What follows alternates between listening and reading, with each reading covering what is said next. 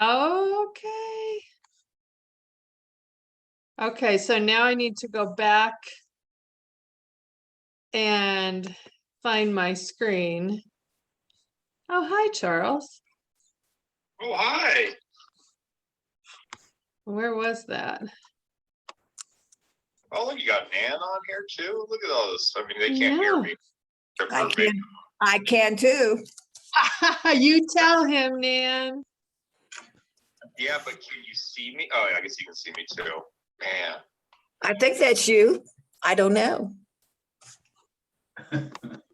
Okay, now one last thing, and then I think we're good to go. Where do I get back? Oh, right here again. Sorry, we'll be ready in 1 second. That's fine. I was running late, so. I'm so glad to hear that for once. Okay, let me figure out how to share my screen, Charles, again, and then I'm set. Perfect. Maybe. Where did I find the screen share before? In the middle, on the bottom, it's an arrow up. You have to be on the Zoom. So Alt Tab back over to the Zoom.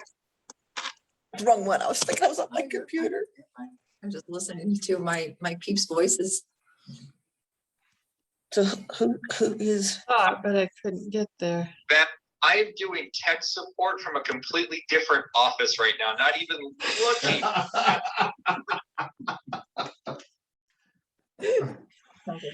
Yeah.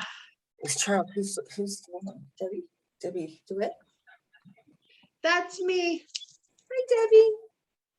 I'm sorry, I'm struggling to get us going here. I thought it was a simple click and it's not. No problem. I'm excited to see you guys using the room. Yeah. Say that again, Charles. I said it definitely is a simple click, but I hear you. Do you see it, Jeff, where the screen share is? I cannot find it. Can you click on the Zoom tab? Does that bring the? Well, I don't have a Zoom tab on the top. That's what I wish I had. Let's see if I go here. Oh. No. See, there we go. Okay. No, I keep thinking I'm close and then I'm not. Share Yeah, so screen. Okay. Are you looking at a screen that is showing all of our faces? No, I was That's what you trying to need to get look there. Yeah, so just Alt Tab until you get there. Alt Tab. Oh, there it goes. I have that. They say Perfect. they can Oh, see my share. screen. Sure. Yep. Okay, now I just have to get back to where I can see my screen. Then I'm ready. Where is my screen? Well, you're definitely on it. I mean, even if I could see it up here.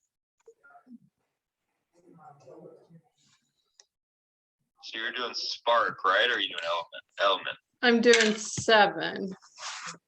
Spark 7. Did you click it? I don't know where it went to. Go back. Yep, right to left. Ooh.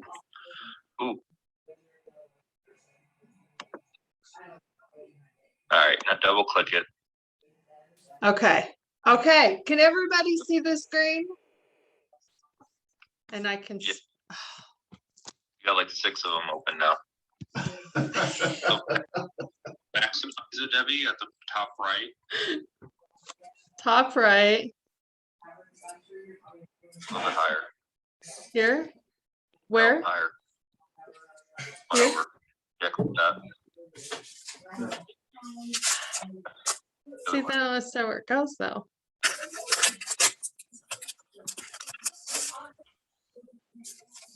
It's not. They're not operating out of Chrome, Debbie. They're operating out of Internet Explorer. It's the middle one. Oh, here? Yep. Okay.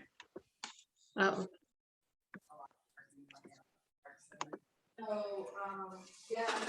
Yes, no? Yeah, you're good. And then click. Little X's. Yep. Close the other ones down. Oh.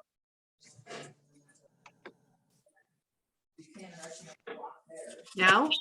Now you just got the one. So let's just breathe for a minute. Thank you, Charles. You're welcome. Good luck, everyone. Yeah. Good point. Good morning, everybody. Good Thank you for morning. being patient with me this morning. I can tech what I need to tech really well and take me out of that zone, and it's a whole nother ball game, especially taking me back to a PC from a Mac. So thank you for your patience in us getting started this morning. I'm excited to talk about buyers. This is not a section that I typically teach, so it's kind of exciting because it's new and different from what I get kind of in the rut on with databases. So you guys have been going now for what? This is the end of the first week. Exciting. Has it been a good week? You've learned lots of good stuff. So really quick before we get going, since I haven't been a part of those pieces with you, will you just take 2 minutes and just tell me a couple of things? First of all, who you are. I see your names, but just a little bit more, maybe what life looked like before real estate or before KW, what your dream is for your business, and then really important, something that you are really hoping to learn about working with buyers today or finding buyers. Obviously, we have a curriculum we will follow, and I promise on my honor to do it as closely as possible. I love to tell stories, and sometimes I get a little disjointed, so don't hesitate to tell me to get back at it. But I really want to make sure that everything you want to get out of today, we absolutely cover. Okay, so please be interactive. Please stop me all the way through. Please ask questions. Please ask for clarification or for me to repeat anything at all, so that when we finish up just before lunchtime, we all feel like it was worth our time, right? Like you walk around away from here and you're like, I am ready. I know where I'm going to find my buyers. I know what my action steps are going to be. And I have the confidence, the resources, the support, and just the excitement, right? To move forward and do that. So really quick to answer those same questions about me, and then I want to hear about you. My name is Debbie DeWitt. I'm at the Old Town Arvada location. Super excited that we have moved there. I've been with the office pretty much since we opened and been in real estate for about 17 years now. Prior to that, I was a stay-at-home mom, my favorite job on the planet. And really, I think I have found, and what I love about real estate is I kind of get to be a mom still, right? I still get to take care of my people, guide them, educate them, take them through, and then celebrate at the very end. My dream for my business is evolving, because every day I feel like I'm in a new chapter of life, a new time. Different things really light my fire and excite me. But definitely the thing I love more than anything in this business is just pouring into people. And watching and helping and seeing you succeed is what lights my fire. That brings me more joy and more sense of accomplishment than anything I will ever do individually. So if I forget to say it, if we get busy at the end, please, please, please don't ever hesitate to reach out. I'm always available, always love to just chat, always love to share experiences, to mastermind, or just to go, oh my gosh, now what, right? Because we all have those moments, we all have those days, and usually that's the day just before things turn around and those diamonds start to evolve. So anyway, I have started babbling. At the top of my screen, Paige, tell me about you. Hi guys, my name is Paige. I'm a new agent. I'm based out of the Evergreen office with the Foothills Realty. Yeah. Just got licensed back in, I think, April it was. So I'm really excited to be here. I come from an aviation background, so it's a big difference in careers here. And yeah, I'm just excited to be here. I'm kind of new to the Colorado area, only have been here a couple of years. So I'm really struggling with lead gen and buyers. What I want to get out of that today is just more tools on how to find buyers. Right now, my best source is open houses, but I haven't been too successful with that yet. So I'm excited to hear other ways to meet potential buyers. So your local sphere is not large since you're new to the area, but there's lots of other ways to generate leads and build that sphere to find those buyers. And So that's we'll my, talk about that. that's my biggest hang up. Awesome. So I'm looking forward to it. Thank you. Awesome. How about you, Miss Nan? Oh, I think you're on mute still. Sure. Perfect. Of course, most of these ladies here know who I am. They do, but I don't. I've I'm seen not your gonna tell. beautiful No, face, I'm but never teasing. really had a chance to meet I you. know that, this is what is fun about having the two offices. Number one, Agreed. 20 years ago today, I was in real estate school. And the next day I was in a cabin studying when all hell broke out and I couldn't, my husband was hunting and I didn't know what the world was going on. But regardless, as you know, I've been in real estate. I got my license probably the January after 9/11. I started out with Caldwell Banker, ended up with Keller Williams. I've been very happy. My business, is evolving along with, I guess, I don't like to talk about age because that's one of my bugaboos. So I'm just looking up. My lead gen, as most know, is door knocking, and I love it. And so that's probably my goal is to keep adding homes. We'll have 3 neighborhoods that I door knock. Wow. And I love buyers, and I am really excited about today's 2 topics.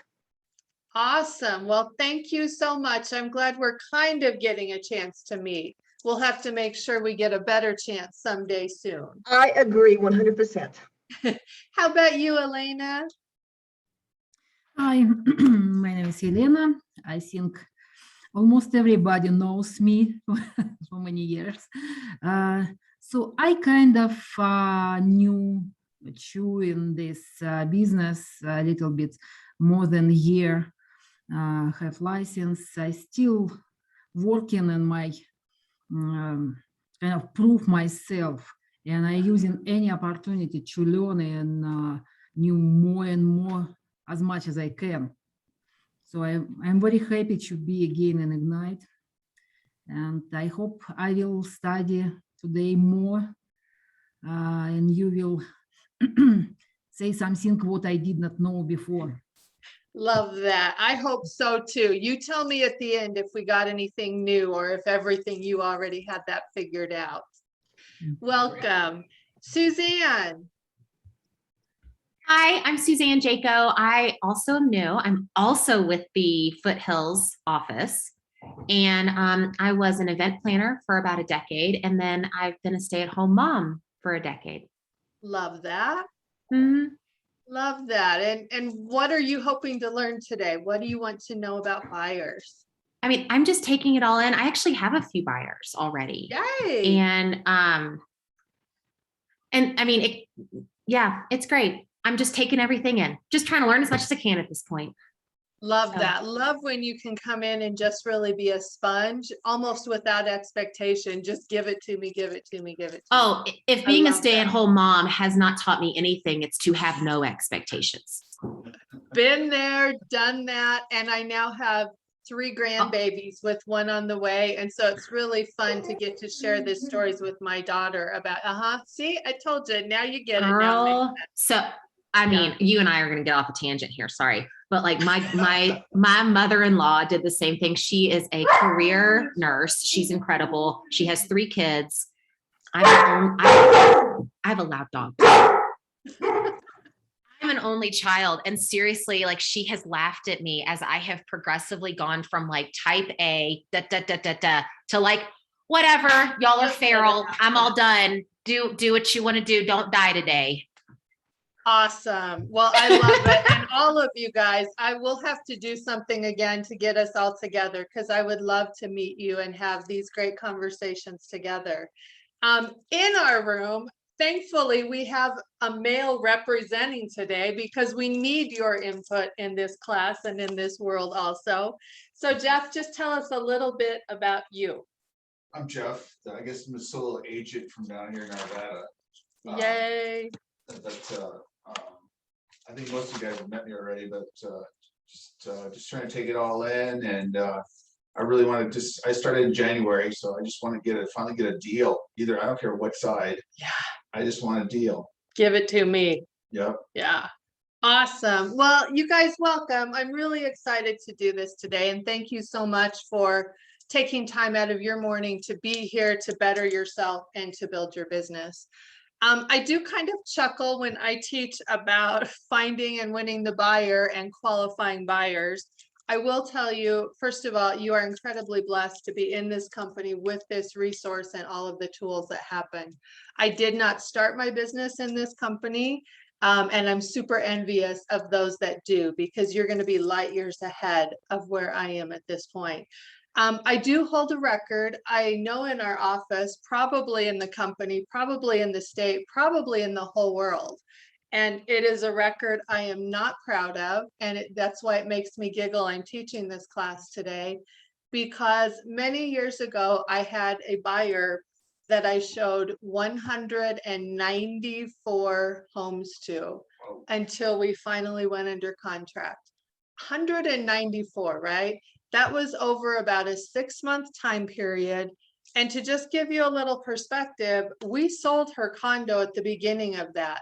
And for during that 6 months that we looked at 194 homes, she also had 3 Chihuahuas that she couch surfed with different friends until she found her home.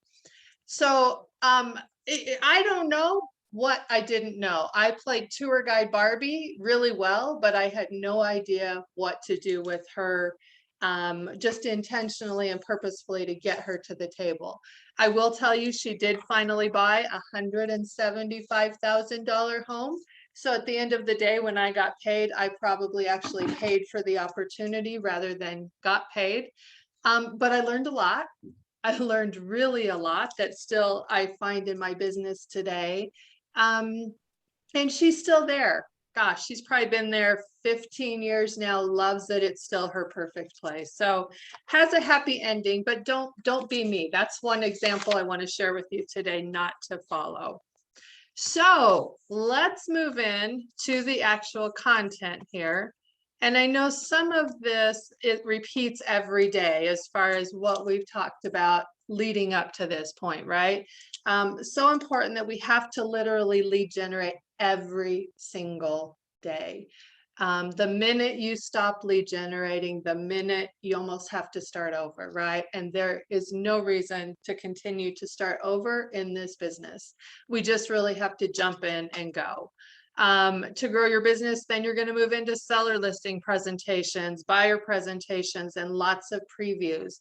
Talks about how running our business, right? We have to market those listings, show homes, negotiate, manage our transactions, manage our vendors, set goals, good old compliance. We all love compliance. And so important to continue to attend trainings and manage your money through that process. You don't want to be that agent that says, oh, I have to pay taxes. Oh, make sure you're managing that and getting those things set up from the very beginning. So let's start with lead generating for buyers. I hope I'm not making you seasick scrolling through there, but I think this is a really important slide here, right? 89% of buyers use a real estate agent, right? So pretty much almost every home that's sold out there, and I would say probably higher than 89% do currently. Part of that statistic is likely with new builds, and a lot of people don't know they can use an agent with new builds. So make sure you are sharing that with your buyers and potential buyers. And nearly half of those are coming from referrals. So those of you, Paige, that don't have a big local database, right? But you do know people and you continue to meet more people, and maybe not everybody's in a place today to buy. but they likely know somebody who is. They're likely going to be at dinner or at the gas station or at the Rockies game or wherever you're going to be, and hear people having those conversations. And of course, one of the, again, another great blessing in our company is that we can transact business all over the world, right?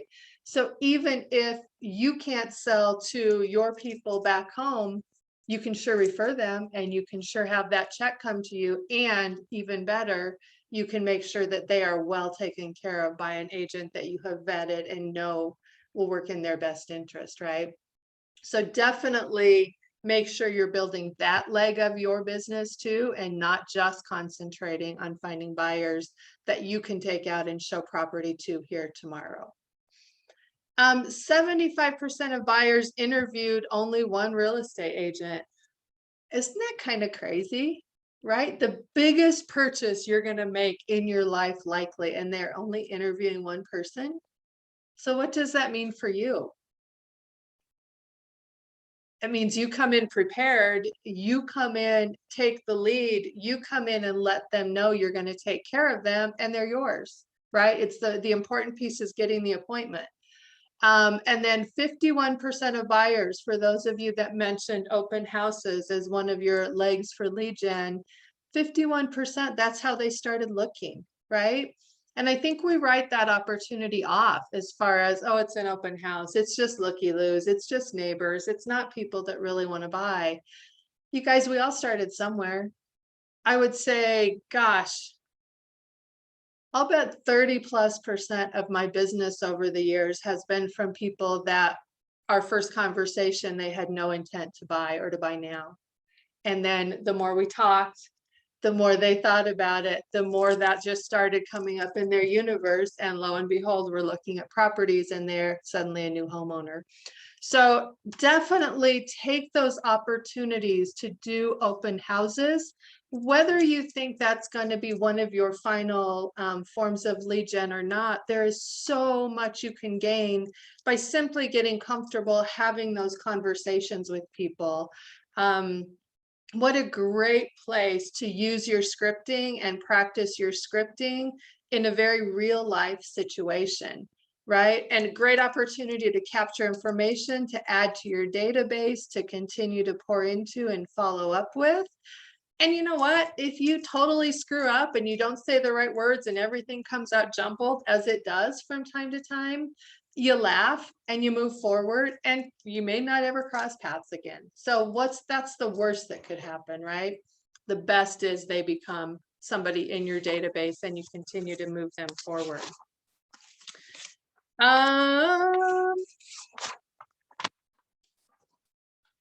Okay. So anybody have any other thoughts about where you might find those buyers? We talked about open houses. Several of you talked about door knocking. I know Jeff and I talked while we were trying to go through all the tech mishap this morning, a little bit about events. Do you want to tell us about the couple of events you're working on right now? Yeah, I got a couple chili cook-off events kind of scheduled. One's for sure, the other one's kind of in the works. And then also I've been trying to get around to meetups where we get some investor groups and so forth, and local real estate related people that want to either buy, sell, whatever kind of thing, rent. Yeah, Kind of thing. so great way to find buyers. Where else might you find buyers? What are some more things you guys are trying or hearing about or thinking about, contemplating? So groups, like social groups, there's just so many out there, from knitting to I'd like to competitively shoot shotgun clays. I mean, that's a great group. My gym has this regular group of women that get together every day at 10 o'clock. Social groups are kind of on my radar right now, and joining some of those to reach out to people. I love that. And you know, the gym, I have a KW branded duffel bag that I mean, it's what I just take to the gym every day. And you know, day one, likely nobody's going to say anything. Day two, probably no one's going to say anything. But when I continue to walk in, see the same people and have that branding, and then they hear that conversation, they might say, oh, hey, there's this lady at the gym. right? Because it's kind of a silent soldier for you that you're marketing without being in their face. Hey, who do you know that wants to buy, sell, or invest in real estate, right? So it's putting yourself out there. It's wearing branded stuff. I have, the real sparkly, blingy KW pin that I got at family reunion or something. I always buy a handful of them because then I use them all year and I'm ready by the next year. Jeff might not do the sparkly pin, but could do something similar. And it's amazing how many times I'll be standing in line at Starbucks or at the grocery store or waiting anywhere, right? When you're just waiting and you look around and you're just kind of looking for an icebreaker. It's amazing how many people will say, oh, are you a realtor? Or, oh, do you work for KW? Or what's KW? And you know what? If somebody asks me any of those questions, it is super easy for me to continue that conversation. Way easier than for me to walk up to you and start that conversation out of the blue, right? So think about things you can do to draw people into that conversation that make it so much easier to start. Any other thoughts about where you might run across buyers, where you can kind of cultivate those leads and get the contact info to start with, the connection? I got my first buyers dropping off the kids at camp. Perfect. And it was, they had an out-of-state license tag, and I am chatty. And they had said they were like, well, we met somebody. And I was like, well, if it doesn't, no, who knows what's going to happen, but here's my card. Let me know how I can help as you, relocate here. And we had a meeting the next day. Awesome, right? And you saw opportunity, but you also came from contribution, right? You kind of checked in, see what they were doing, where they were from, how they got here from wherever they were out of state from. Obviously, you've got a connection. Your kids are at the same camp, or it could be at the same school. They were actually the grandparents of the kids. There's a lot of that. We're seeing a lot of grandparents move in, aren't we? Or move out to be closer to grandkids. Mm-hmm. Honestly, that's the reason I still live here, is because my grandkids are here. There's no way I'm moving. If they were, I wish my mom felt the way you did. I would love for them to move here. Well, if they were all scattered, I'd be on a beach somewhere, but with them all here, there's just no way, right? That's the priority. Right. And your mom, I'm sure it's not that they are the priority. It's just that life is established where she's at. Right, because I'm an only child and these are her only grandchildren. It's fine. I got no bitter there at all. No, right? I know. Great conversation. What else can we do? Anywhere. You can talk to anybody anywhere. I love that. Dog parks, right? If you have dogs, that's a great place. Find your people. Not that your business is going to just be people like you, but it's really fun and easy to have those conversations when you're meeting people who have like interests, right? Absolutely. Elena, where do you find buyers? Where are you looking currently? I'm looking everywhere. You never know when you can meet people. So I'm talking in a restaurant, in any store, middle of street, any groups, meeting with my friends. When I bought, I found a lot of leads, like went to a restaurant and left my business card. Waitress called me next couple of weeks. Love it. And remember, when you're leaving your business cards, you want to find a way to capture their info back, right? Yeah. Yeah. So I all the time when I go to any restaurant, with my credit card, after when I signed everything, I left my business card. I love that. I don't know, maybe they throw it out immediately, maybe they will leave. You never know. Now I made my girls probably saw it. I made my business card with very nice with the calendars. Yeah. kind of give me a chance they will not throw out immediately my business card. Yeah, right. Because that gives them a reason to hold on to it. Then they've got that calendar in their wallet also. No, great idea. I Great bought idea. my car and guy who worked with me.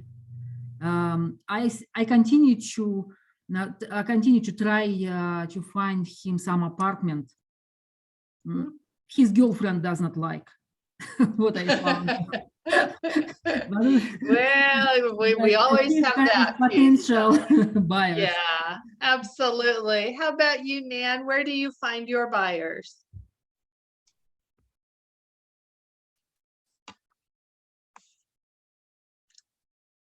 Did we lose her? No, maybe she stepped away for a minute. We'll come back to her. So I think you're right? Buyers are everywhere. You just have to always have it kind of front and center and always be looking, always be listening, always be watching. Elena's example about the restaurant and when she pays the bill, leaving her card. That's not only a great way to cultivate buyers, but it's also a great way to cultivate potential new agents to go in your downline. We find so many of our best agents come from that industry because what are they doing? They're taking care of people every day, right? So if you have an especially good server, an especially good salesperson somewhere, that's another opportunity to lead gen in a different manner. What about your database and smart plans with your buyers? Are any of you putting these buyers in? Hopefully you are putting them in your database 100%. What about into smart plans there as well? Anybody using smart plans? Tell me what you found. I'm just doing it with people that I know and associate with, but not necessarily our immediate buyers anytime soon that I know about, but I still got them in there. Yeah, I love that. You've created that process and that habit, and here's my system of what I do when I add them. Yeah. I love that. Anybody else using them? No. So I would encourage you, right? And I will be the first one to tell you I am failing miserably in that area. In fact, that was one of the things that came for me out of Mega Camp in the last few weeks is, gosh, I've been here how many hundreds of years and I need to get back into my database. And so I am currently in my database, 100 records a week is my goal. And I'm a little behind for this week, so I need to get at it. But just cleaning it up, making sure I have all the contact info, everything in there. I had 800 and some people in my database when I started. And so at 100 a week, that means I finish at the end of October and I am ready to roll November 1st with starting into Smart Plans full force. And that is what I'm going to do. I'm not going to say it's my goal because I'll talk my way out of it.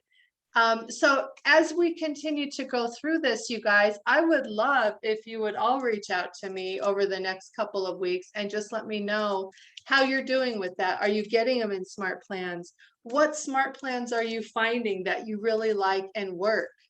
Have you been in command and popped through those smart plans in the library to find all of those that are ready-made that you can just put your people into? That is golden. And that's what stopped me when we got smart plans originally, because when we first got them, we had to create all of our own. And I would get on my computer and I would freeze because I wasn't sure where to start and I would just freeze. Now you can just take what's there and put your people into them, right? So use that resource. That is a really great way to remind you who needs touched, when they need touched. Just keeping front of mind, keeping so that when those people in your database hear of somebody who wants to do some type of real estate transaction, they think of you, right? So I would say on those smart plans, it's most important right now at this stage to get your people in them. Once they're in them, once you use them a bit, you can tweak them if you choose to. But right now, it's more important to get them in there than to create something new. Okay. Any other thoughts, questions, ideas with smart plans? There are even smart plans in there for after closing, right? Because that's one of the easiest ways to lose people. I know at Mega Camp, one of the quotes that stuck with me is that we are most vulnerable between the transactions or after the transaction. So we close and then what do? Do we reach out again or we just go, thank you, it was great, bye-bye, on to the next? You got to stay in touch, you guys. That's your foundation of your business, right? They have already known, liked, and trusted you enough to transact. They're ready to go again, not tomorrow, but they might know somebody tomorrow. And right now they are high on you, high on real estate. They're excited. There is no better time than those first few weeks after the transaction to continue to pour into them and to make sure they know you're still there and that they meant more to you than just a commission, right? Because that is a huge, huge, huge thing.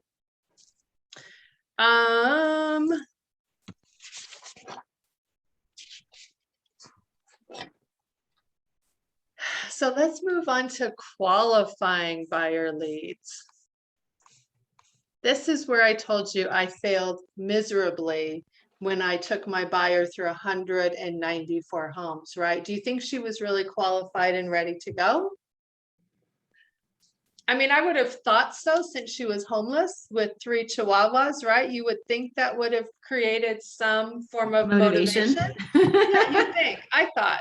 I was way wrong. I think she just really needed a friend right then. And it was fun to go out on a Saturday afternoon and look at properties. Some days we went from Castle Rock to Fort Collins in the same day too. So that just gives you an idea of how many miles that 194 homes involved. So a You lot got of patience practice. patience or stupidity. I'm not sure which, but Going with patience, why not be positive? thank you. Why not? I love your positive attitude. So as you put people into your database, right, we can tag people. Are you guys using tags in your database? Awesome. I also did not do that. And as I'm going back through my database right now, that's one of my steps, is making sure everybody is properly tagged. And now that I've done it in there for a while, I have a better feel for what kind of tags make most sense, right, than just thinking of all these labels. So a lot of times people will qualify their leads in their database as A, B, and C clients, right? A, you're able, you're ready, they're willing to get in your car today or drive themselves separately since we're still in COVID world. B, they're ready. I mean, they could do it, they could qualify, they're in a good place, but it's the timing's not right, right? They're not ready just yet, but they're thinking about it.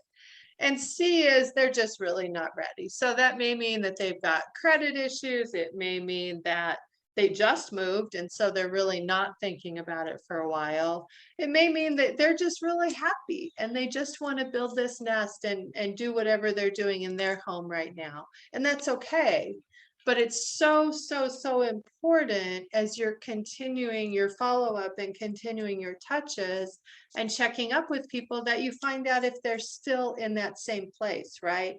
Because that person that last Thursday was not going to buy until, you know, the year 2097 could all of a sudden see a property or walk through an open house or be exposed to a new build or get a job transfer or something in life happen out of the blue. COVID, how much of that has happened that nobody could have planned for? And they could suddenly jump right from C to A and never stop in B world, right? So that I think is one of the biggest reasons to continue to check in regularly with people, because if you don't, how are you going to know when they have bounced between those areas, right? So definitely make sure as you are doing follow-up, as you are making your phone calls, sending your emails, your texts, whatever your touch system looks like, make sure that's one of the things in your head that you're consciously thinking about in your conversation is, are they still a B client? Are they still in the A? Are they still C?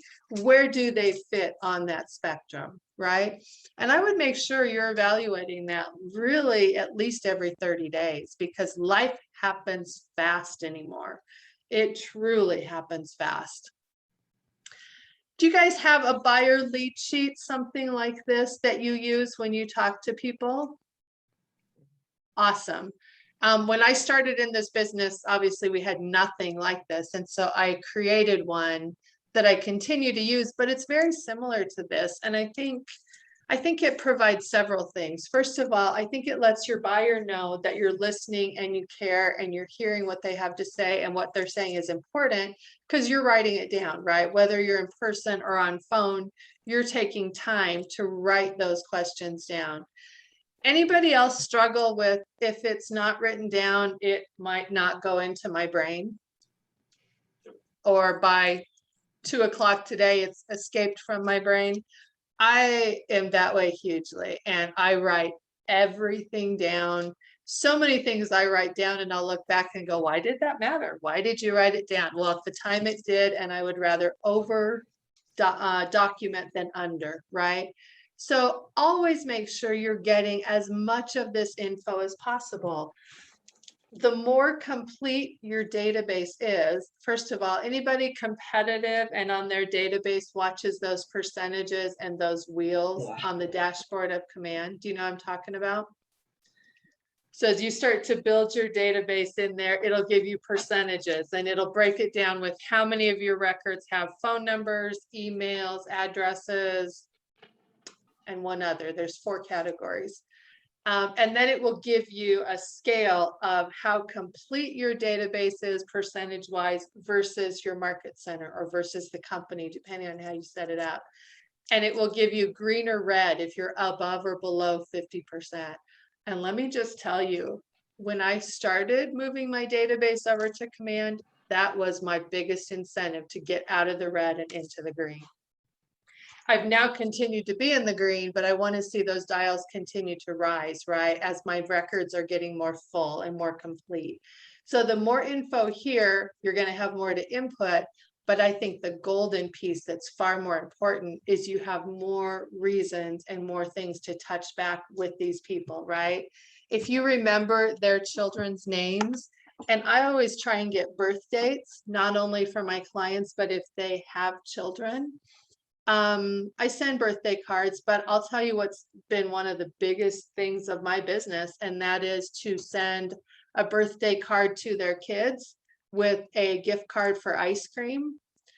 Let me tell you, you remember me, and that's awesome. You remember my kids or my grandkids, and you are golden. That is huge. And especially Suzanne and those of you with kids that are in that kind of that time of life. Oh my gosh. It is golden. And my birthday card for the kids says something about, you know, to celebrate your birthday. And guess what? You get to take mom and dad for ice cream this time or something. And do you know how much those kids love walking into Dairy Queen or Cold Stone or whatever it is with their card, and they get to pay for them and mom and dad, or they just have that? I mean, it's a really special memory for everybody. Doesn't cost a whole lot. It's more time and, you know, setting up your system so it reminds you, so you don't get one of the children and forget the other child in the family. That could be bad. So make sure you've got consistency. But think about that. Think about some of the reasons you might want to reach out to people, right? If you're, you know, you're putting people in from your gym, for example, page, and I don't know if there's some kind of challenge at the gym, and you know who's involved in that challenge, and you can send them even a text that doesn't cost anything. Just, hey, I saw you were in the 30-day whatever challenge, just wanted to wish you the best. Or, you know, I've got 3 days, so how far are you? Or just some reason to check in, to reach out, to make that connection that's genuine, and not just, hey, do you know anybody that wants to buy, sell, or invest, right? I can't be that sleazy person. I've got to come from authenticity all the time, because at the end of the day, I have to sleep with myself, right? And I have to know that what I did and how I poured into people mattered. Anything that you can think of that you have a connection with. Maybe you've got friends that you like to go out to dinner with, and there's a new restaurant in town, or you know they love, I don't know, Italian or pizza, or they love the latest barbecue place. Make those notes, even though today, like I said, there are times I look back at my notes and I go, why did you write that down? And as I process through, I'm like, oh, and that's a perfect reason to reach out, because it's very personal. It's very purposeful. It's very intentional. And I will say, I think my goal for the last day I'm on this planet is just to make sure that people feel noticed, valued, and appreciated. And if a real estate transaction comes with that, that's golden. But at the end of the day, they know they mattered. And so any reason you can write on there, add it to your info sheet, add it to this, and then you can make additional categories in command, right? Where you add that for everybody, or maybe it's just for them, put notes in there, whatever it's going to take, be Gary Keller. I love that old time video of him and the Rolodex box. Have you guys seen that? If you haven't, I'm sure you can Google it. It is an awesome, awesome video of his early days and how he set all of his people up in a card file in a Rolodex, and how he took the notes and continued on to reach out to them daily. Our technology makes it easy, but however it works for you, just make sure you figure out how to do it. What are some other things you can do to reach out to people, to make that connection, to add to your touches each month, to build those relationships? How about you, Nan? Yes, where I door knock, I'm in a neighborhood, so and I get the local newspaper. Oh, love I it. keep my ears open to see what's happening in the neighborhood. So when I'm door knocking, I will have something to tell them, or if the weather is bad, I have something to call them about. I love that. You're because I kind of think the people- pulse of the neighborhood. Because I'm probably wrong, but I think most, not all people, but a majority of the people are on the computer and they know what's happening in their neighborhood, or if a sign comes up, they know them. What they're wanting to know is what's happening. Mhm. And when I'm door knocking, sometimes people will say, well, I don't want the market information. But if I have something that's happening in their neighborhood, they'll take that. Right, because that affects them personally Yes. now today, right? Yes. I do every year in my neighborhood drinks in my driveway. And I started it a few years ago based on somebody I had met at family reunion who was doing it. And I thought, oh, that sounds like fun.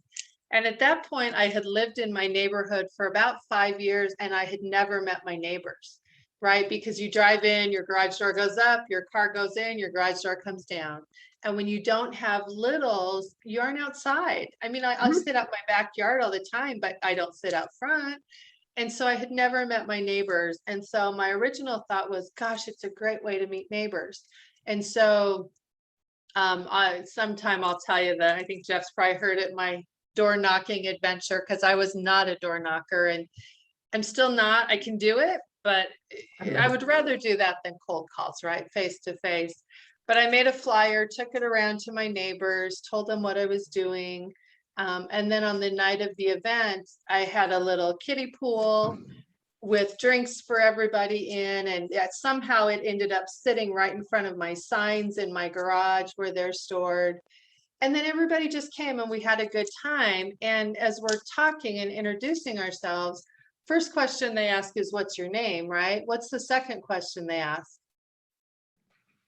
What do you do? What do you do? And immediately followed by, oh, how's the market, right? And so they know, and I know that nobody cares more about the market in my neighborhood than I do. Because not only do I love to sell there and take care of my neighbors, but it affects my property values, right? It's very personal. And so, Nan, when you can share that personal information with them, that's golden. And you're suddenly a neighbor or a resource or a trusted expert. You're a realtor, but that's not the hat they're seeing right now. They're seeing somebody they can trust and it's there just to take care of them, right? Correct. I love that. I just want really quick. I've already said the downfall of not knowing your neighbors is attached garages. It's true, right? And we love our attached garages, especially in Colorado, but you're right, because it does make it harder. Oh, I'm falling off my chair. Does make it harder to build community when you Yep. don't have that. Yeah, agreed. Agreed. What else can you do to build those relationships? You've met somebody, and what else can you do? Any thoughts, anybody? I think one of the greatest things that came out of COVID was the care calls, Mhm. right? Suddenly it became okay for us just to call and check in on people and see how they're doing, see if they need anything. Before that, I think people would have thought you were either after something, which you kind of are, but it would have felt uncomfortable, wouldn't it? To just call and say, oh, how are you? Somebody you met at King Supers. Since COVID, I feel like that's okay. I feel like people really are touched when you care enough to make the call. And I also think that was something that came out of Mega Camp, is that we need to continue those care calls. People are facing new challenges, and I'm not getting political here at all, but with unemployment going away, that's going to bring challenges for people, like it or not, and they're going to need to know somebody's there.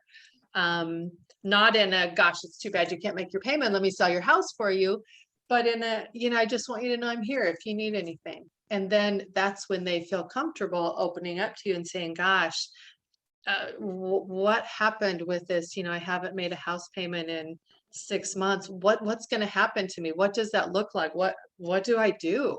Because I do think we're going to see a lot of people right now, as that goes away, that just kind of are in their bubble, and they've dug this hole, and they're too afraid, too embarrassed, don't know where to reach to take care of it. And we are going to see some distress properties from that.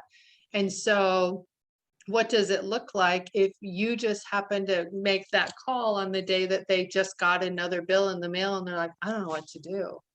And you're calling, coming from a place of compassion, right? Of you're just here to help. That might be just what they need. And great, a bonus, you get a transaction. But more than that, you walk away from the table knowing that you truly helped somebody get through a tough time and get a new lease on life and a new start for a new chapter, right? So think about that. There are so many of those ways to just reach out to people, letting them know you care. Oh, and P.S., I'm here if you ever have any real estate needs. Any other thoughts? That's how when I am calling, my last sentence out of my mouth is, if there's ever anything in this world I can help you with, please feel free to reach out to me. And it does not have to be real estate. And when she just said that, did you think, oh, she's trying to sell me something, or gosh, she cares about me? 100%. 100%. And I think that we all, and I'm guilty too, we get it in our mind of, oh, they just think I'm trying to get a transaction. Oh, they just think. You guys give them some credit too, right? These are genuine people, and most of these people that you're warming up in your database actually care. They want to support you also, but when they find out that you're there for more than just real estate, that's golden. And I don't know about you, but that's the kind of business I want to build. I really do. Thank you for sharing that. Make sure you guys pop in all the time if there's anything specific you want to share as well.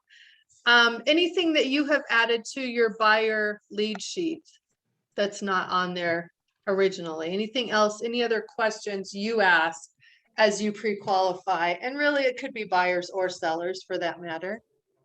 Anything else? No? Okay.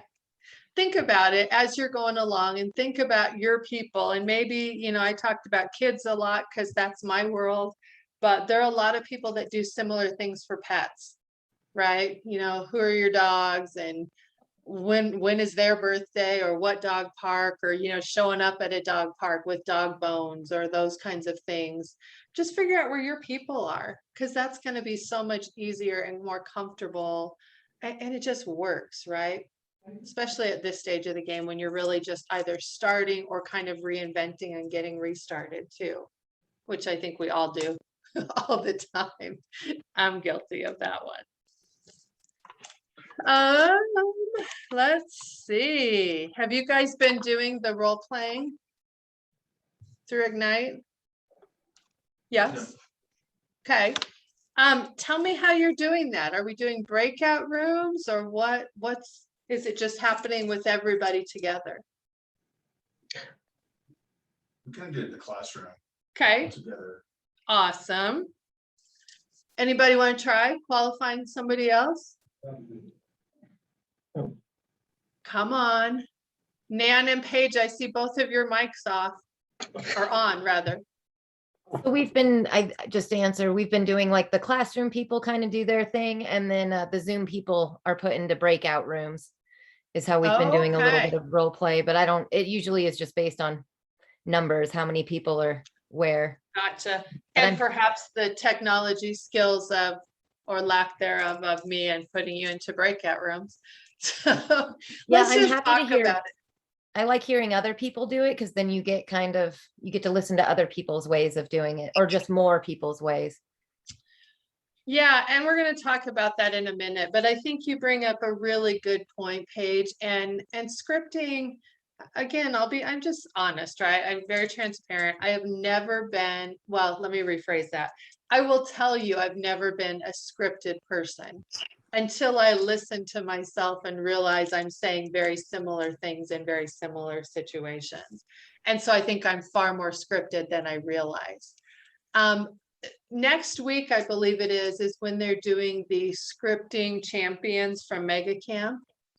You guys put that on your calendar. I think it's the 13th, and make sure to listen, because the thing I love when you get scripters at that level is you listen to them and it doesn't sound like a script, right? And when we practice these new scripts, which we all have to start somewhere, I think so many of us, and I'm included, walk away from that because it feels scripty.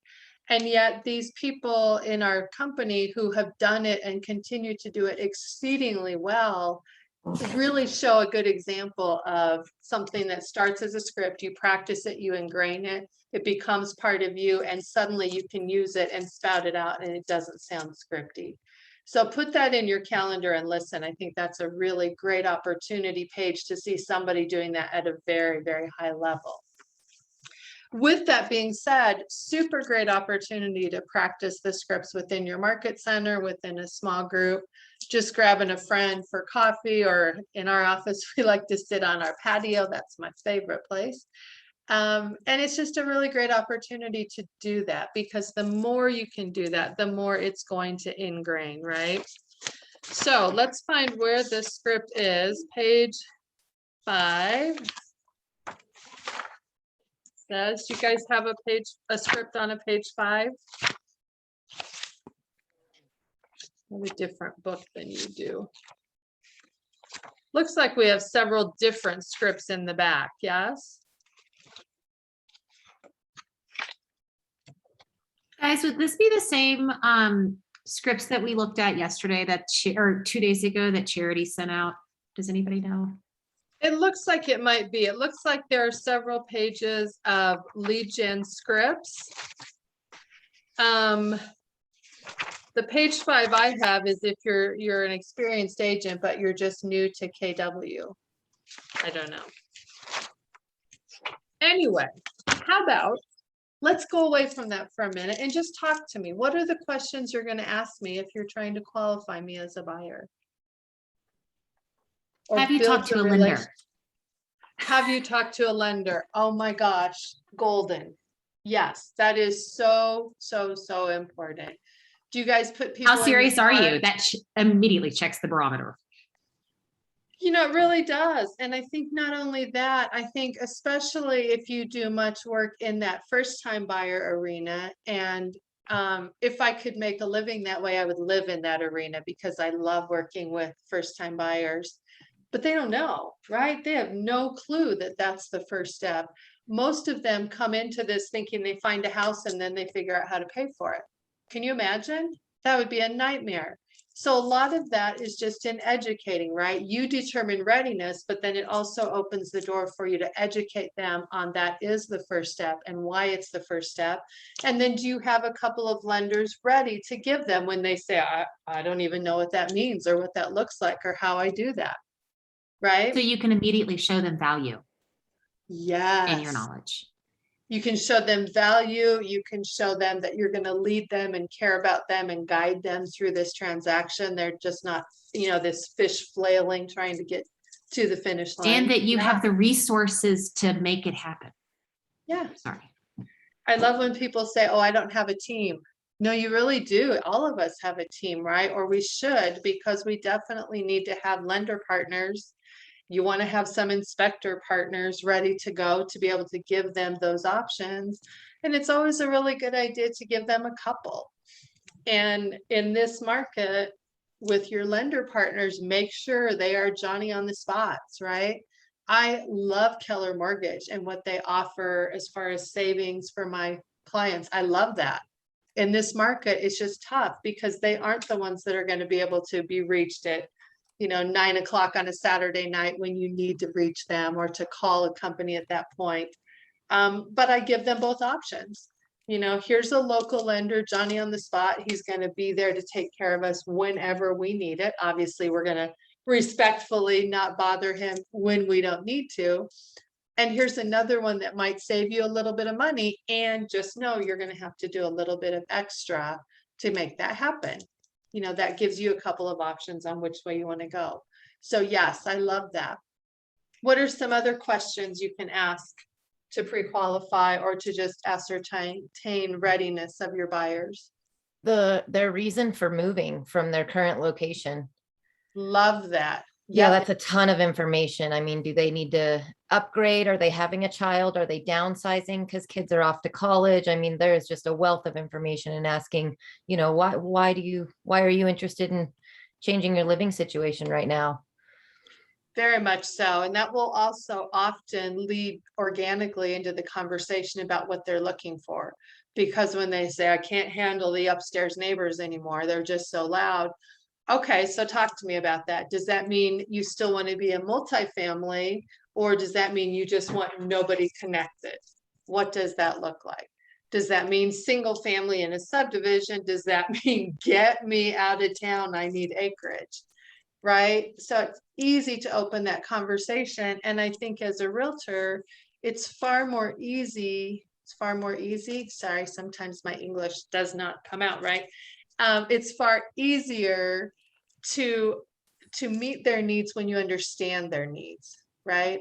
When you understand why 3 bedrooms absolutely is what they need versus, oh, well, would it work if you had 2 bedrooms and a study? Because now we're working from home or we're still homeschooling or we have those needs.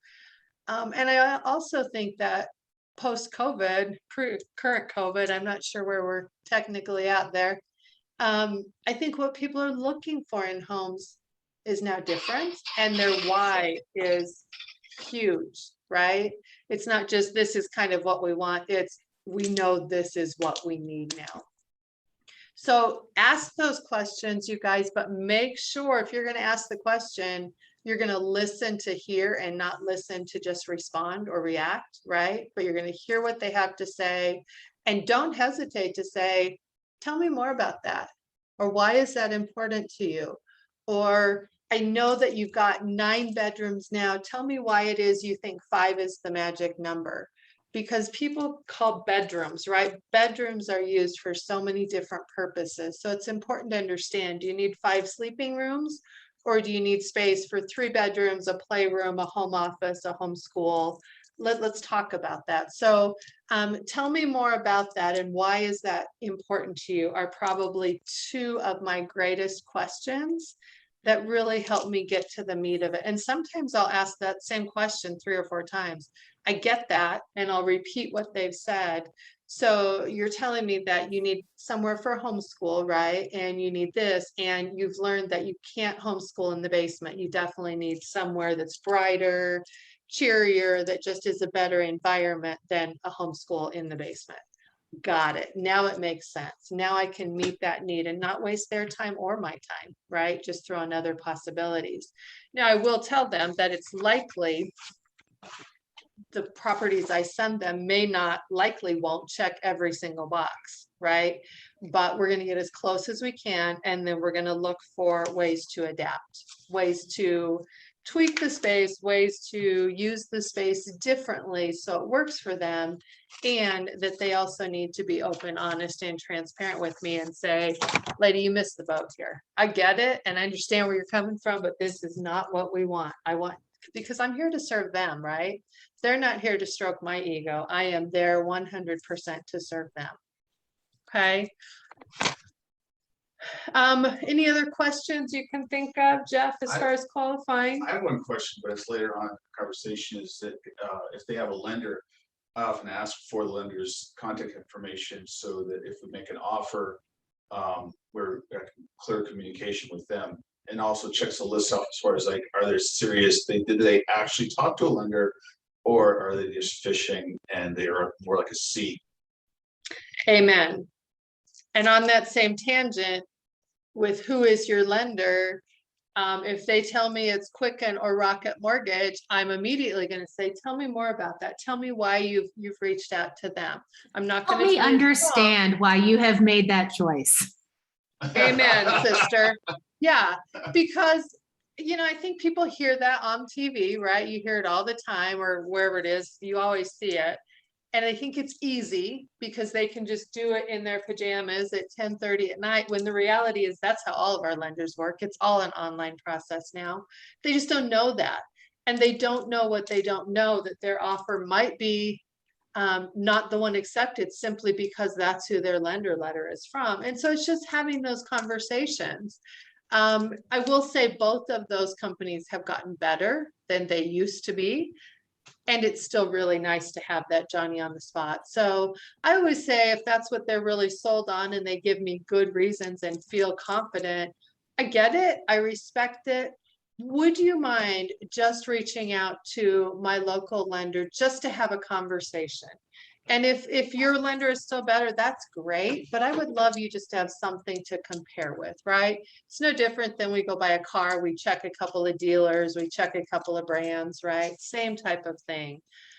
So very important. And any other pre-qual questions before we move into the actual contract pieces and the agreements? Oh, the other one is asking if there are specific areas that they're interested in. Yeah, location, right? And why that? Because then you'll hear like, oh, I don't know. Or like, actually, yes, we would like one of these 17 homes. Thank you. Yeah. And there are times, especially again, back to that first time buyer and or people relocating, that they don't know why. Somebody just told them that's a great area. And so, not that it's not a great area, but there are some very similar comparable areas nearby. Would you be willing to at least take a peek? Or can I give you a couple of areas to drive through and tell me what you think of those, if they would be worth searching too? Right? Yep, absolutely. Super. All of those comments really matter. And for those people that are already in your database that you've been nurturing, you might have more specific questions, right? Do you still have your 3 dogs? So do you need a fenced yard? If you can say, do you still have your 3 dogs versus do you have any pets? Do you think that's so much more golden? Hugely. So the more notes you have to make those questions even more purposeful, personal, and specific are even better. The next section is about signing the buyer agreement. And I will tell you, prior to this super crazy COVID market, I was not great at this, you guys. I never signed buyer agreements until I was writing my contract to buy and sell, and did it all at the same time. That's a And mistake, that's a major, though, Debbie. What's that? What? I said, that's a mistake though, Debbie. You're not protecting your time.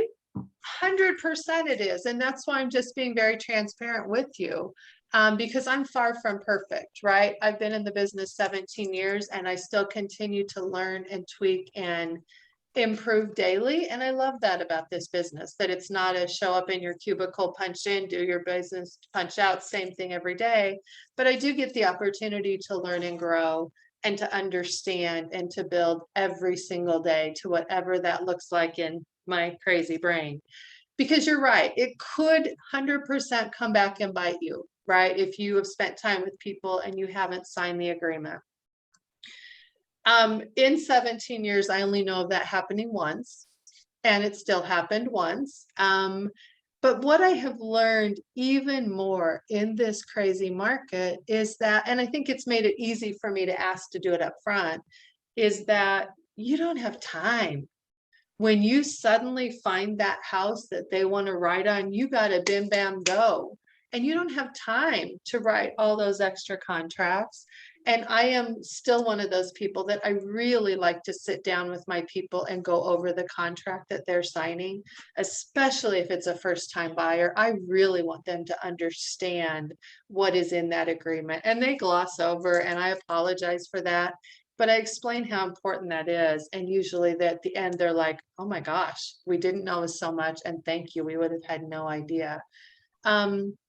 And so when we sit down to have the buyer consult, and I can do all of the buyer agency agreements at that point, then it's done. And when we find that property, we can move quicker, and it's not another hour of glossed over, right? Where they really have no idea. We can break it down into sections.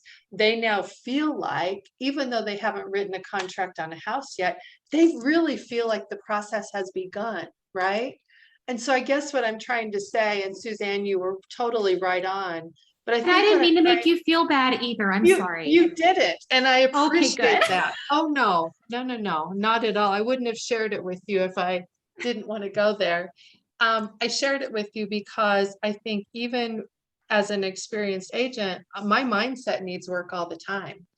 And my mindset was that I was asking them to sign something to protect me, and it wasn't about them. And if I took good care of them, it wouldn't matter. As I told you, pretty much it worked for me. I only had one that I know of that I lost. However, I wasn't really taking the best care of them by doing that. And that's what I'm realizing in the last few years. And that's why I've tweaked my business. By signing that buyer agreement up front, it's done. We can move forward. We can check that off the list. As we move forward, if we have to write on a couple of properties before we get it, hopefully we don't, but if we do, again, it's less to do, and they feel like they've already accomplished something. It's not like we did all that and we got nothing. It's like we wrote one contract and we didn't get that one. So it's not as big of a disappointment. So that's the reason I wanted to share that story, is that there's a reason that we teach you to do it one way. Some of us don't always follow the mold. And at the end of the day, we realize there was a reason and we should have. So don't make my mistake and just start good habits from the beginning. So as it says in here, one of the first questions is, have you spoken with a lender or been pre-qualified? So important. So important to have that discussion at that point. Have they pre-qualified? Are they pre-approved? What's the difference, right? Because pretty much anybody can contact any lender, say, here's what I make, here's what I owe, and the lender can say, great, you qualify for X. It's not really worth the ink on the paper, right? Because nothing's been verified, nothing's been run. It's really a disservice to everybody that we can even get those pre-qualifications anymore. So make sure you explain to them, make sure they understand the difference, so that when they reach out to your lender, they can say, I need to get a pre-approval, and they know the language too. And they don't get a different lender that's not as versed or that works with you that goes, hey, do you just want a pre-qual or pre-approval? And they're like, well, I don't know. My agent didn't tell me. I don't know what that means. So educate them, set them up so they do know what that looks like. Let's see, we talked about having the local Johnny on the spot lender. Are you guys have you set up, have you gone through command and created that buyer presentation that's in there? Sort of, yeah. Same, same, honestly. Have you noticed Buyer that presentations, I feel like, is tough though. Because really, I mean, what goes in the buyer presentation? Yeah, so there's a lot of pages in there that I think as a new agent make you feel maybe more confident, give you kind of a guideline of what you want to talk about and cover. It gives you something tangible if you've printed it to give to them that they can walk away with as kind of a handbook potentially. So I'm not going to say it's bad. I think it's actually a really good thing to do, as long as you're not going to open it up and read through the pages that they could do on their own. So use it more as a guide than as a script or as a, I don't know, even presentation feels funny to me on that. But it is good to make sure you've got all of those things there. So you make sure you have all of those conversations, right?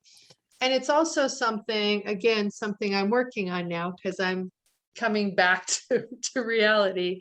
But I think it's a really good place to put in your list of lenders, put it right in there. It's kind of like their whole everything there. Put in your list of inspectors, right? Put in, as you begin to build a network of vendors, which is so, so important on so many levels throughout your entire career, put those pieces in your buyer guide, put them in your buyer presentation. And then when you get to inspection, you can say, now, do you still have that buyer guide? Because on the back page are my list of preferred inspectors. You can use anybody you choose to, but that way at least you'll have some people to start from. You can also do that electronically, right?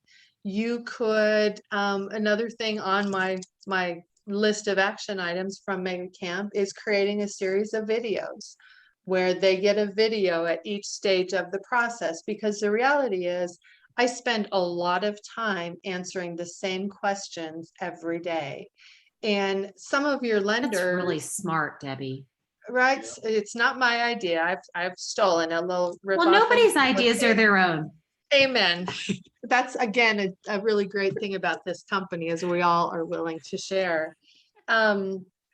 But a lot of lenders are doing it, and that's where I think I first saw the idea, where, you know, they get through full loan application and they get a little video. Congratulations, you're through. Here's what the next step looks like. And so that's kind of my thought too, is to just walk them through the whole transaction. Yes, Suzanne. Thanks, Debbie. Do you have, so I have been trying to find a lender on social media that has videos to share snippets of information, you know, that are more digestible for the mass population.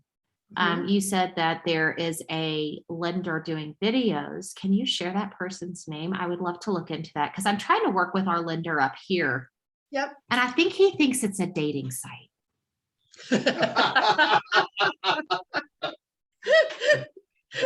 I want to ask so many more questions about I love that, you but so that much. I might know, be way please off don't. topic. I've already said too much. Anyway, yes, there are several lenders I'm seeing do that. Our in-house lender, which is Mitch Friedman with Pivot Lending.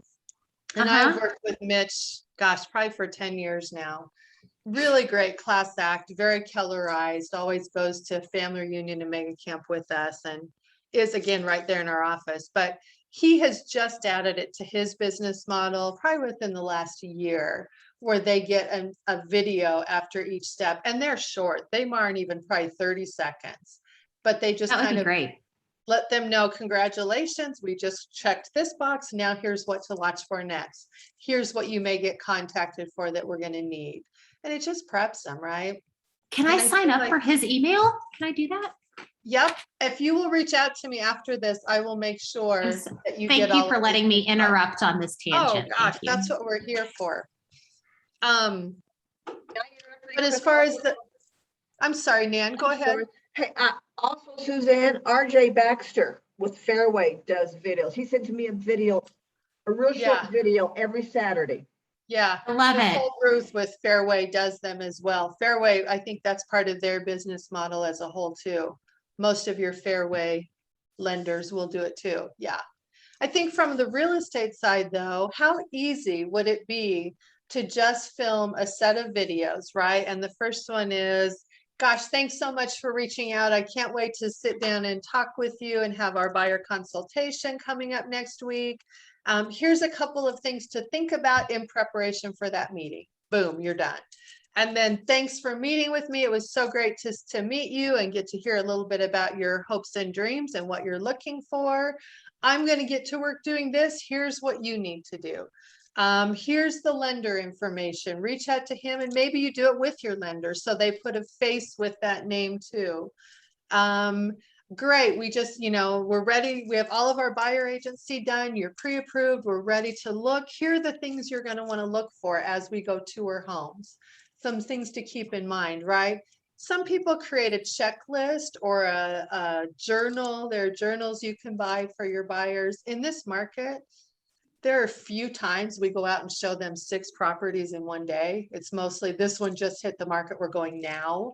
So I don't think that's as important to have the checklist every day, because they pretty much have to decide right now they want that house or they don't.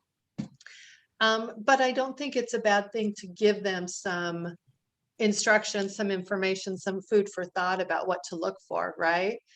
So it could be about that. Then you could do one about, congratulations, our offer is submitted. Like after you submit it, you could send them a video. We've submitted, everything's in. I'm sending good thoughts. I'm so excited for you. I'll be in touch as soon as I get an answer.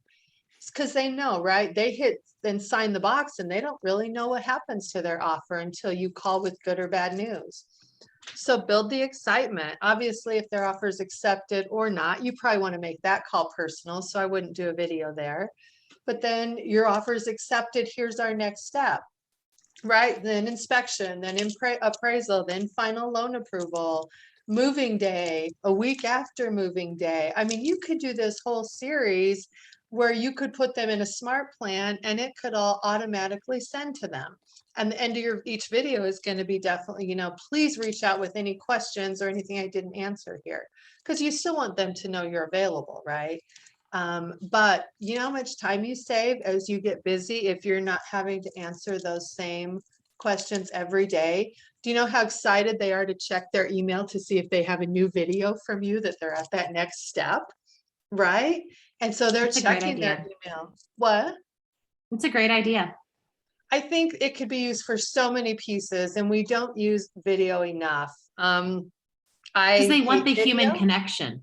Yep. No, but people like, Yeah. people. That was my care call during COVID, and I hate video. I've always hated video. I've always just pulled back from it.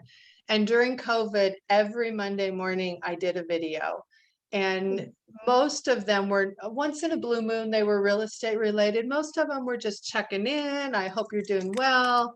Let's give extra thanks today to the teachers and the parents that are homeschooling and trying to work through this and supporting people. And the sun is shining today. I'm sitting on my patio. I did a lot of that, having coffee.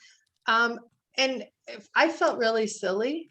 I really did. I'll be honest. I felt silly, but I was home by myself during that time and I needed connection. If I'm honest, I needed the connection too. And I did them, and I did them religiously for about 2 months. And then I missed a Monday. I thought, I really don't have anything new to say. Nobody wants to just hear me say the same thing. I'm not going to do it today. Do you know how many calls and emails and texts I got of where are you? What happened? Are you okay? You guys, that's precious. I mean, that take real estate out of the world. That means the world. And then you for sure want to take care of your people, because if they're missing something that you feel is just silly, redundant, really, who cares? It matters. So I think that was my real, maybe in my face understanding of video really does make a difference. It really does matter. Nobody cares how you look. Nobody cares how you sound. You're the only one paying attention to that. What they are hearing are the words coming out of your mouth and what that means, and that you're taking the time to do that and be there for them. So think about it and think about ways you can use video, because it does provide more of that personal touch without being a daily time suck. Obviously, there's some time involved in filming them. And don't make them uber professional. You guys, the best videos are when you just sit in your kitchen and talk. The one thing I definitely learned on all of my videos is I got 2 tries. And I had to do that because I might be a bit of a perfectionist. And I knew I would try to do the same video all day. And what I found is after that second try, it got progressively worse. I couldn't talk. My words got jumbled because I knew what I was trying to say, but I said it better before. But how do I get it back to there? It was horrible. So literally it was 2 tries. I had a pop socket on the back of my cell phone that I could sit right on the top of my laptop. It was the perfect height and distance, and that was my professional studio. It worked. I did open house videos when Yep. I did a couple open house videos, and it was terrifying. Yep. But they were great. Yeah. And they were so well received. The traction that comes from videos is phenomenal. It really is. So don't write them off. Do them with Don't your overthink it. sometimes. Yeah, there were times I had my grandkids on my lap and we would do the video, and I was trying to juggle them and talk, and it was super crazy. And some of the worst videos got the best traction. But So because don't you're overthink it. human and Yep. people love that. I know. Why do we struggle with that so much? Just be yourself. Could you just live in my head? Because that would be really awesome. Well, you don't want to live in my head, but here we are. Likewise. Girl. Oh my goodness. So what other things can you do through this buyer process to really guide people, to keep them moving in the right direction, to keep them completely purposeful, and to just make it fun and exciting? Right? Because if it's fun and exciting, they're all in. They want to keep on. In this market with buyers, you hear so much about buyer fatigue, and buyers just are like, I'm over it. I've lost 3 houses. I'm done. I'm going to wait till the market crashes. And I mean, they're going to be waiting until the cows come home at that point.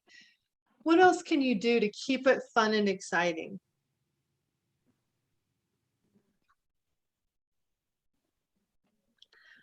I don't Okay, I'm know. going to share an idea that, again, I heard at an event and I have not yet implemented it, but I think it's genius.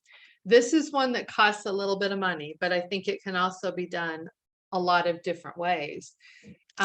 This agent was talking about how when they sit down for their buyer consultation, one of the questions that she has pre-qualified with is, what is your favorite celebration beverage?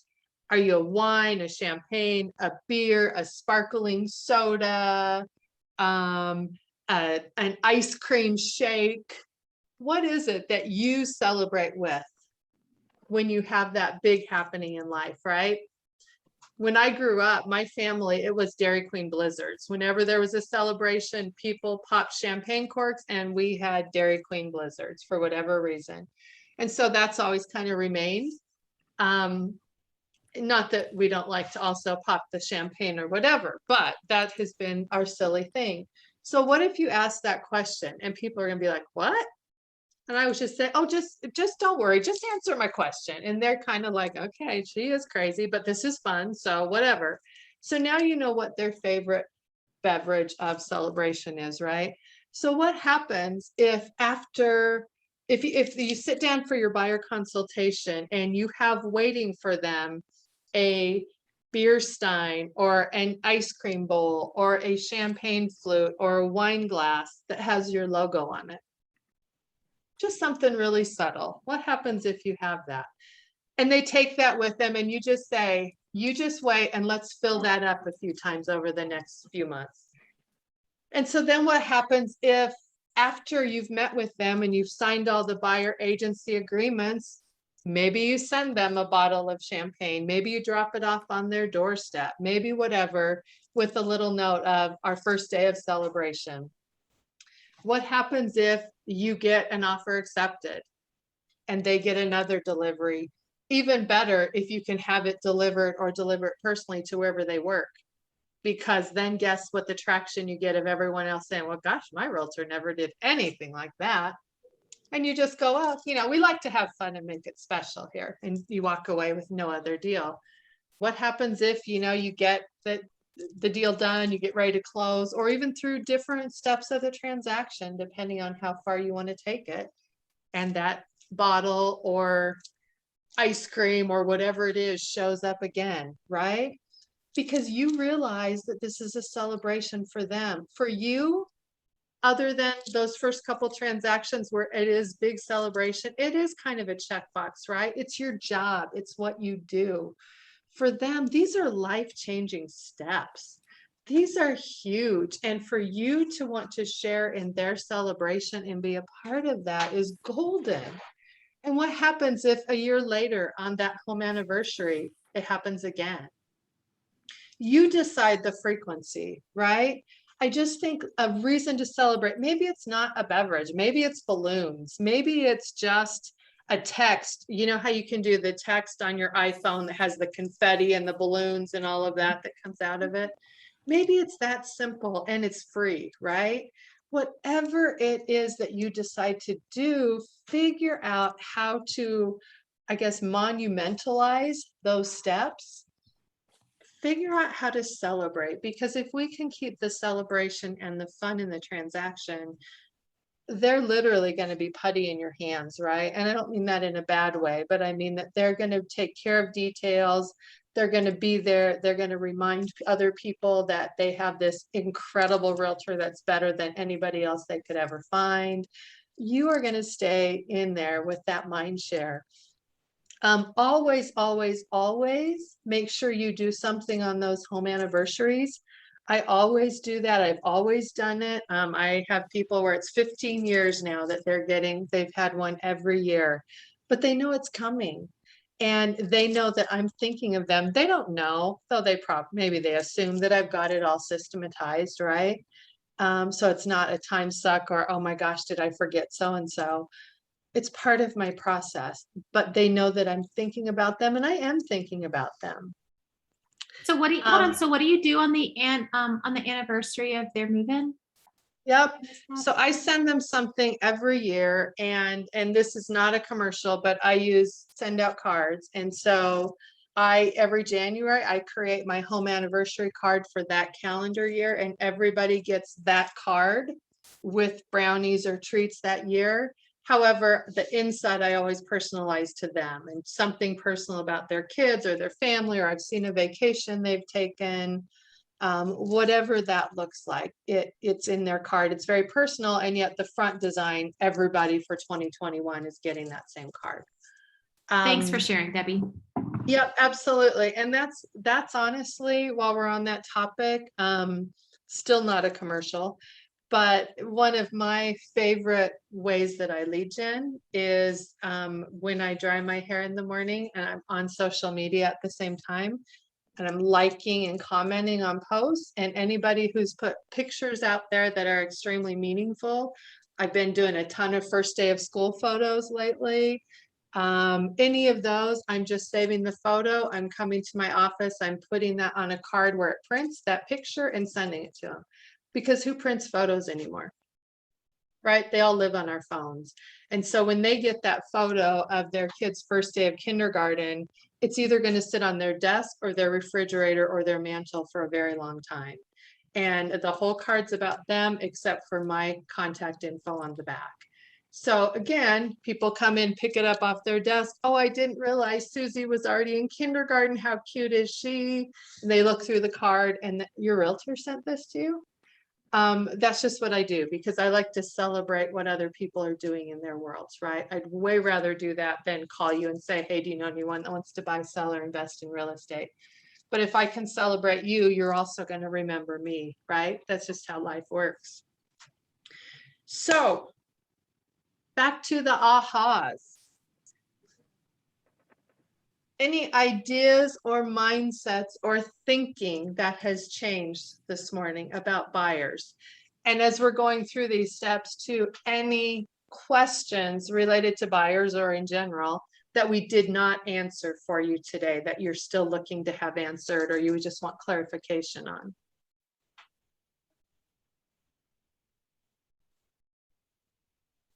I really am going to take away the monumentalizing the steps with all of this, because I planned events and weddings for a decade, and weddings are kind of a big deal, right? And no, but after doing it for a decade, for all of my 20s, and not caring about myself getting married at that time, I mean, it was just checking the box. Like it was exciting with the girls, you know, like with the people, but it was kind of checking boxes at some point. Yep. And so to kind of get ahead of the game with that, it would be, I mean, the videos with the smart plans and setting and preemptively setting up how to make all of this special is a great idea. Thank you. And I think as you make it special for them, it's funny how it suddenly feels more special to you also, Of course, right? energy Which I think is just, yeah, activity and energy breed activity and energy. And so I think it takes our job away from getting mundane too and puts the excitement back in. So yeah, Yeah, I love thanks. that piece of it too. You are welcome. How about you, Nan?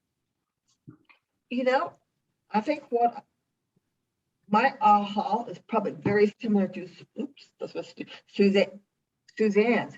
I really liked the celebration drink Hmm. for each step. Mm-hmm. I mean, something to celebrate. Yeah. It's a big thing, right? I Yes. think we get lost that this is our business and everybody needs a house and da da da da. And there's truth, but this is huge, you guys. This is an amazing time in people's lives. And even if they're moving because it's a sad chapter, there's a sad reason they're moving, it is still a new beginning.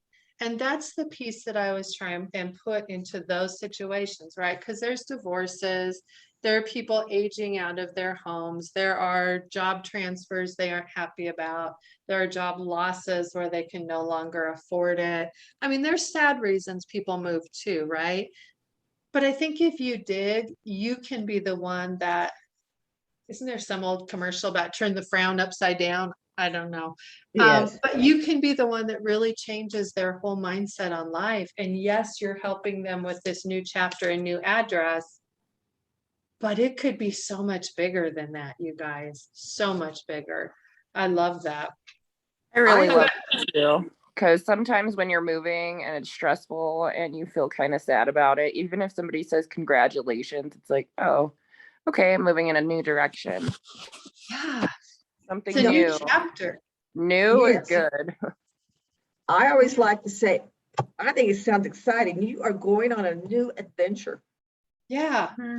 And I hate when people say, oh, I'm downsizing, like that's a bad thing. I'm like, you are right sizing. This is You're exciting. purging and getting rid of shit. Yeah. Yeah. I think that's big. And, you know, there's so many reasons, but there's always a way to spin it positive, just respectfully. It's not that we don't understand or feel their pain with them, but You're not there's also minimizing good. them. Absolutely. How about you, Jeff? I really liked your idea as far as like doing a list of lenders, inspectors, and so forth through presentation, along with the videos to kind of like, you know, help them in that process Mhm. along. And you're really looking out for them and so forth. So I really like that idea. I'm run with that. Yeah, it's nice to know that you're kind of the total package, right? You're the one-stop shop and that you have all of these connections. And I always tell people when I go through that part that, you know, just understand, and it says this in the contract, right? They can't give me a kickback of any type for recommending them, but I'm recommending them because I know they do good business. I know they're highly ethical and I know they will take great care of you. And that, you know, there's a lot of unknowns that people have to trust in this business when they're buying a house. And so make sure you vet your people, make sure you know that you're recommending good people. And if you get a bad review about somebody, make sure you know, reevaluate, was it just not the right fit, or is this person's business changing? Because you definitely don't want something not ideal representing you also. But make sure you have conversations with those vendors too and let them know that you're making them a preferred vendor. You would love if they could reciprocate and make you a preferred realtor as well, because they will all get leads of different sorts too. Inspectors will have people calling for pre-listing inspections, want to know what their house is going. Lenders have people calling to refi or just check it out, right? They do get leads, not frequently, but they do come in. So yeah, I love that. How about you, Paige?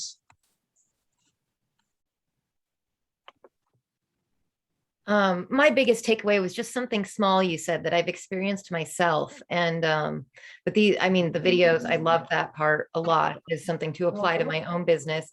But when we were talking about scripts a little bit, and I did my first open house and I thought I needed this script and I thought I needed to, like, come off as this well-educated professional. And very quickly, by the time the third people came through, it was like, that's not what you're here for. You're here to build a relationship and to just be yourself and be natural. And people usually respond pretty well to my natural self. And once I got out of that mental block, that was just a good reminder, because I have a really big hang up as a new agent that I just don't have the knowledge and the experience that I can provide with people. But at the same time, there's so many other things I can provide: my dedication, the absolute ridiculous amount of free time I have at the moment, all kinds of different things. But that was just a nice reminder that I don't need to get hung up in this world. I mean, of course, scripts are really good, and to make them work for me is good, but just solely relying on this, like, it just sounds really salesy and really inauthentic to come at someone with a really well modified script, when the best conversations I've had have just occurred organically, naturally,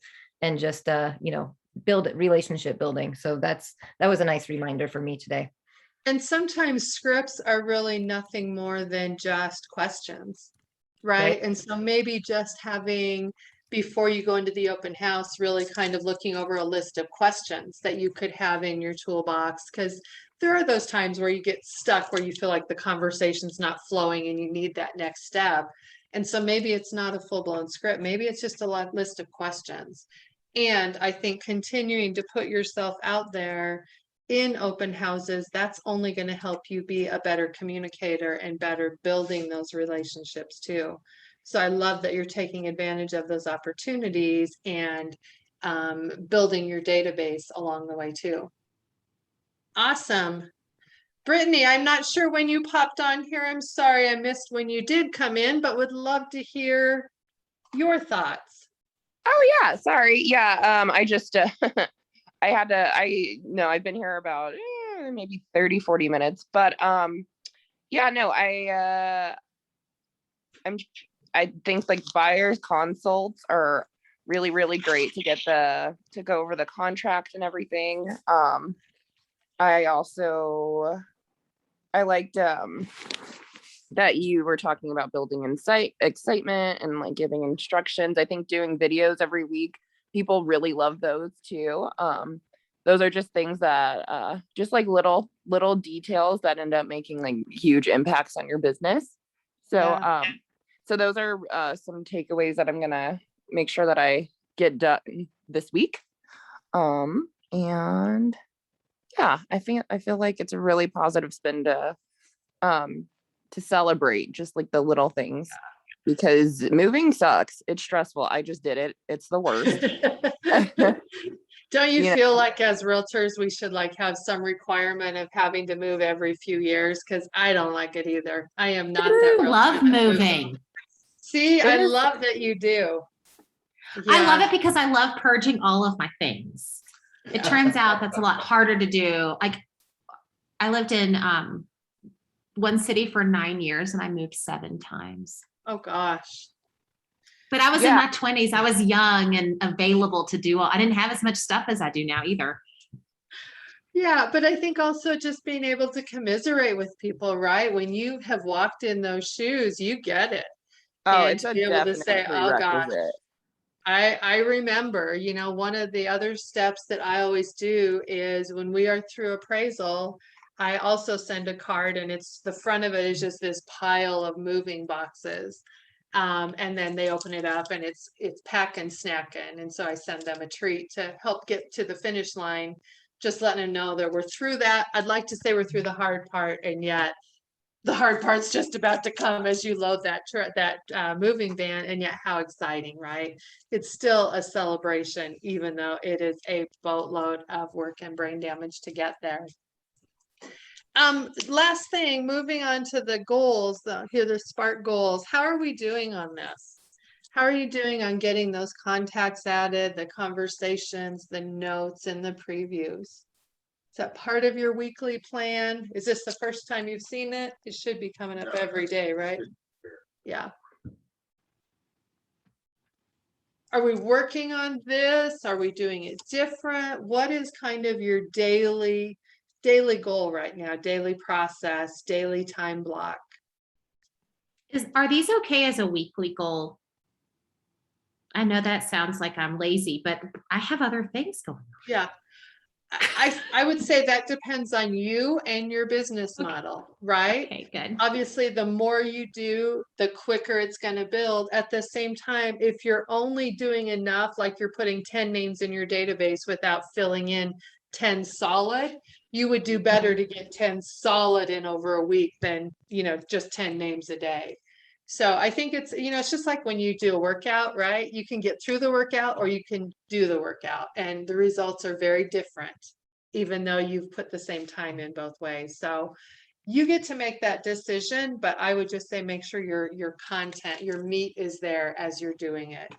The handwritten notes piece is golden, you guys. I think I heard a statistic not long ago that the average American gets less than 10 pieces of personal mail in an entire year.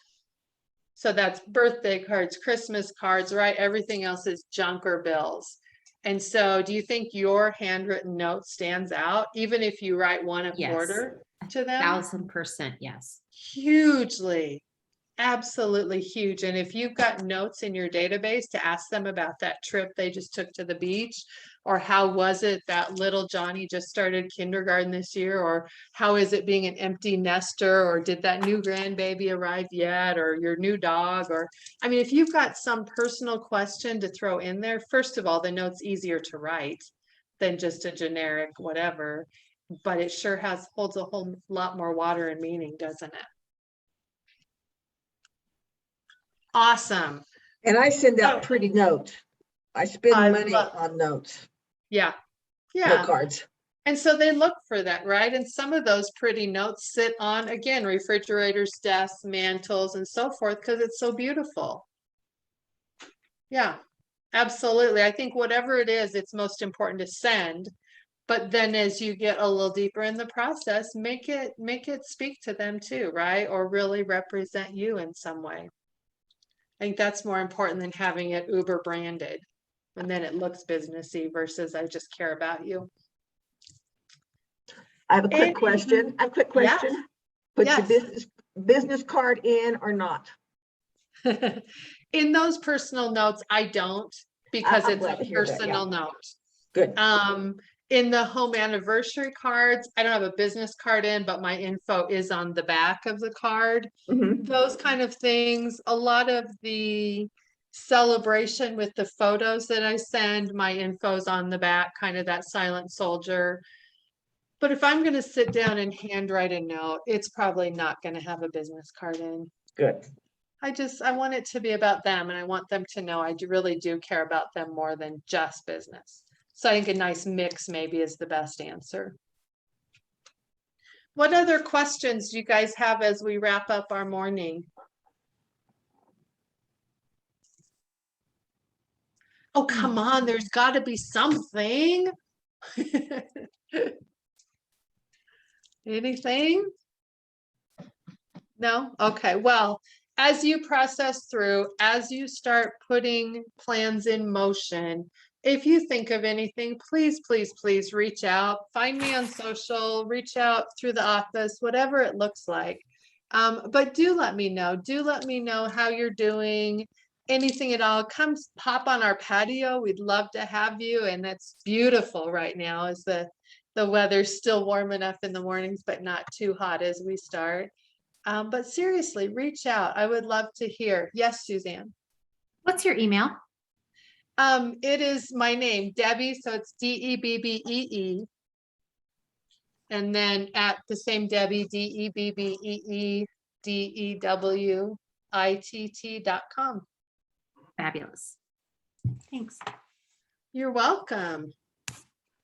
Well, so grateful that you guys all took time out of your morning this morning, poured in. I so appreciate when you get involved and talk through the thing too, because it's hard to just sit up here and talk to a screen, and Jeff has to listen to me too often anyway. So I really appreciate that. I think that makes the experience better for all of us. And I know I feel like I always take more out of these opportunities than I give to you, so I apologize for that.